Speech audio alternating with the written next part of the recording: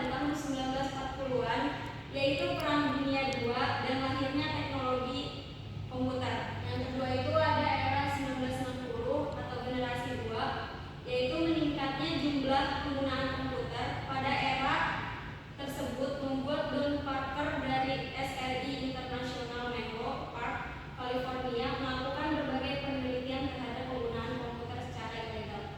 Selanjutnya ada era 1970 atau generasi 3, itu kecerdasan buatan memicu perkembangan program-program komputer. Selanjutnya ada generasi 4, itu era 1990, itu ada penelitian dan pelatihan etika komputer berkembang pesat mulai 1990 sampai saat ini.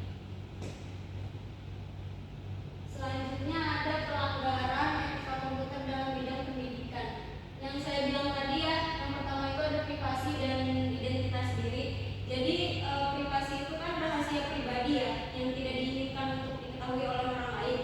Nah, jadi privasi dan perlindungan terhadap identitas diri itu harga dan diri seseorang adalah hak asasi manusia. Jadi kayak misalnya yang tadi saya sebutkan, ada kayak pencurian data-data atau file gitu kan, itu kan tidak baik gitu ya, dan itu masuk ke pelanggaran etika. Selanjutnya itu kebebasan berpendapat dan media sosial.